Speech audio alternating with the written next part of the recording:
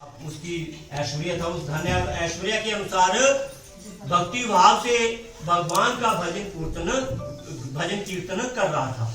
भक्ति भाव से भगवान का भजन कीर्तन कर रहा था। तो उसके भजन कीर्तन के समय जब वो भजन कर रहा था, कीर्तन कर रहा था, तो उस समय एक लकड़ारा जो था, जिसने लकड़ियों का गट्ठर अपने सिर पर उठा रखा था, वो वहां पहुंचा ब्राह्मण के आंगन में। ये बहुत पुरानी समय की बातें हैं। उस समय दरवाजे खुले रहते थे, आजकल बंद भी हो जाते हैं, जाली लगी होती है तो दरवाजा बंद हो जाता है, गेट में ताले लगे हुए हैं। उस समय दरवाजे खुले रहते थे, ना कोई चोरी का डर होता था, न किसी तरह का भय था। तो वो दरवाजे खुले रहते थे, ब्राह्मण अंदर पूजन कर रहे थे, उसके बंधु बांधव भी आए थे।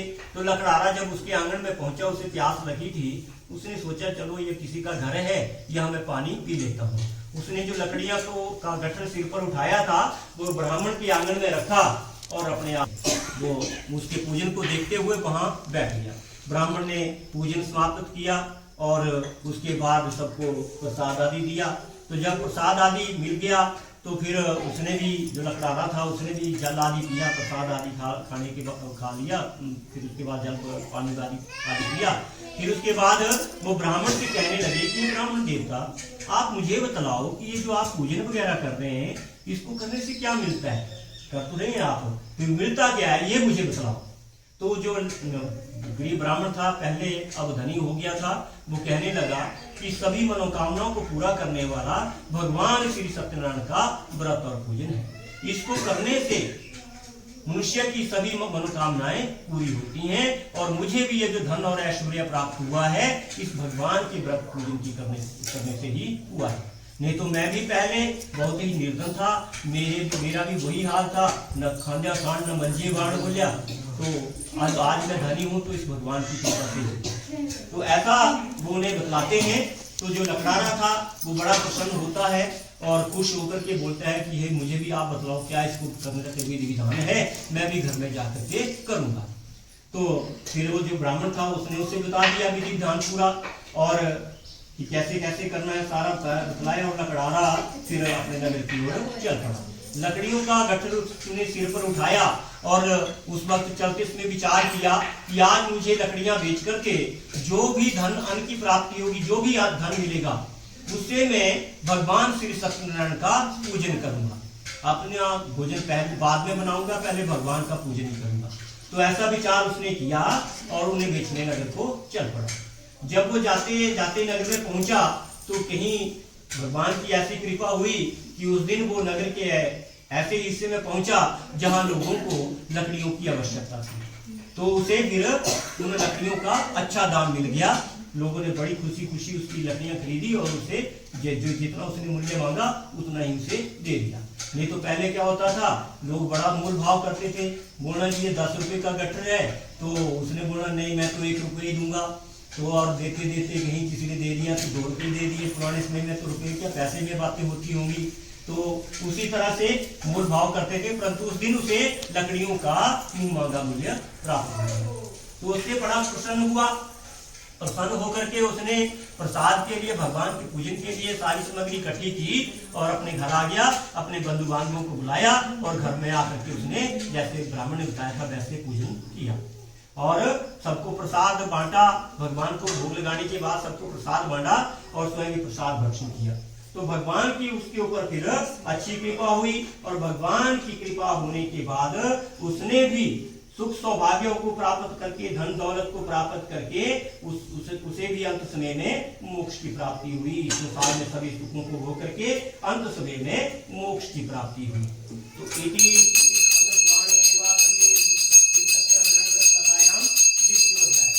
तो इतनी कथा सुनाने के बाद, क्योंकि जो सूर्य ऋषि थे उन्होंने कथा सुना दी कि किस किसने भगवान का व्रत पूजन किया, उन्हें क्या फल प्राप्त हुआ। तो उन्होंने बताया कि एक तो ब्राह्मण ने पूजा की, एक लकड़ारे ने पूजा की, उसे भी सुख समृद्धि की प्राप्ति हुई। तो इसी तरह से और भी लोगों ने पूजा की, उन्हें सौभाग्य, संतान और ऐश्वर्य की प्राप्ति हुई। अब वो कहते हैं कि मैं आपको एक कथा सुनाता हूँ कि उसमें ये कथा ऐसी सुनाता हूँ अगर भगवान के जो, क्योंकि भगवान की जो कृपा है वो उनके प्रसाद में निहित होती है।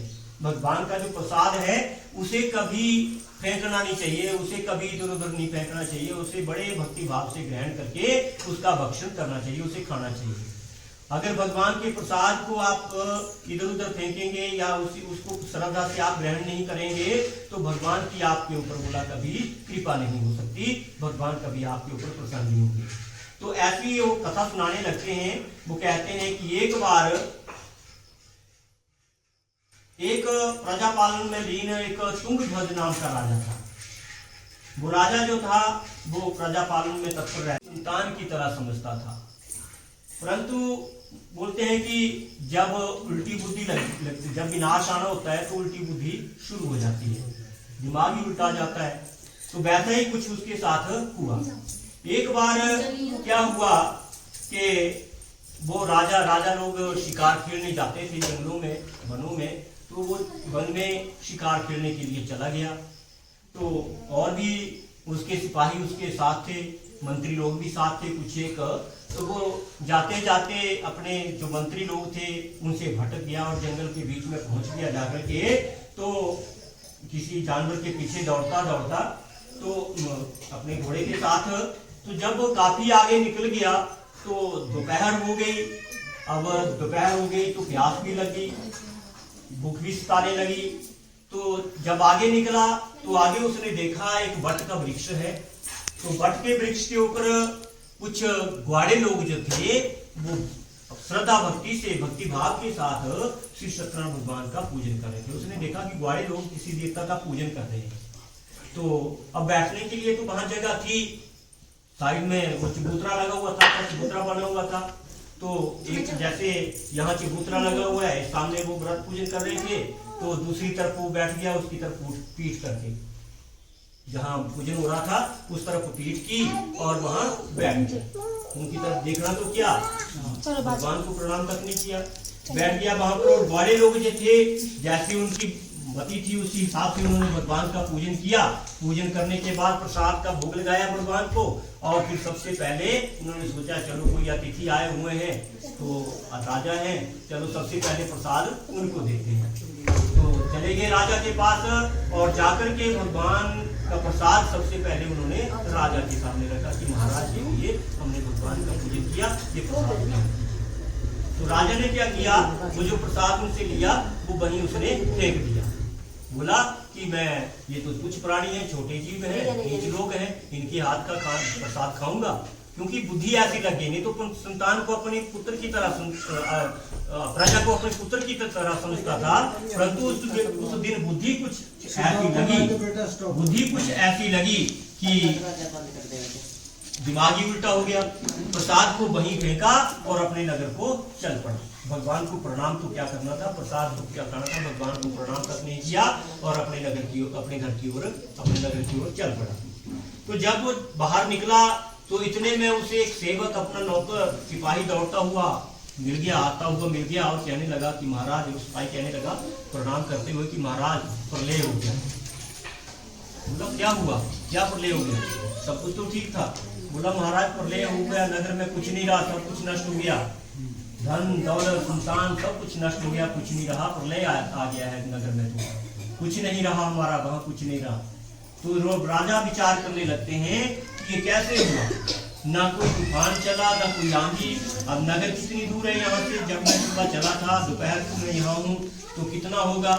तो ऐसा तो कुछ दिखाई नहीं दे रहा है, आसमान भी बिल्कुल साफ लग रहा है, उधरी नगर में क्या हो गया, कैसा प्रलय हो गया जो सब कुछ नष्ट हो गया। तो ऐसे विचार करते करते अचानक उसके मन में विचार आता है कि हो ना हो कहीं भगवान का मेरे ऊपर कोई कोप तो नहीं है, कोई क्रोध तो नहीं है। तो ऐसा विचार करते ही वो फिर से उल्टे पांव जंगल की ओर वापस हो जाता है। उल्टे पांव वापस जंगल में उन्हीं ग्वाड़ों के पास पहुंच जाता है आकर के। तो वो देखता क्या है कि ग्वाड़े लोग मस्त होकर के भगवान का भजन कीर्तन कर रहे हैं, भगवान का भजन कर रहे हैं।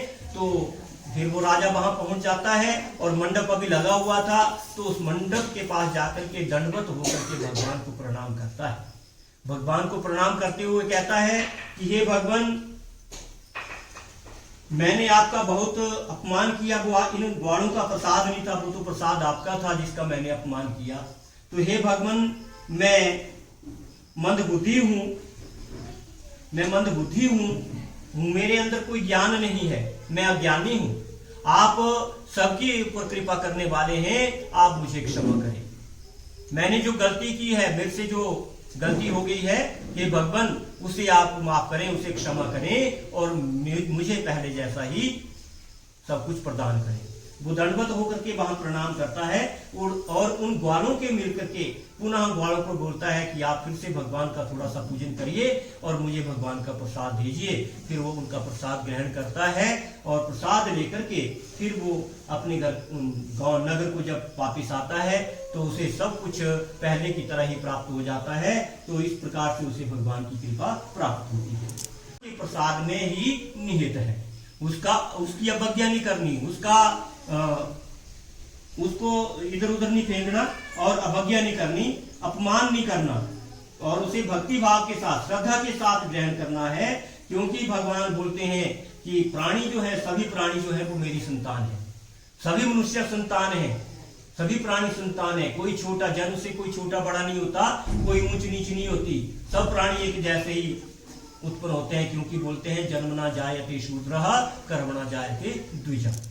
परंतु उसे भिक्षा में भी उतने अन्न धन की प्राप्ति नहीं होती कि वो अपना निर्वाह जो है, अपना गुजारा जो है वो कर सके। तो इसी तरह से वो भ्रमण करता रहता था और दुखी होता रहता था।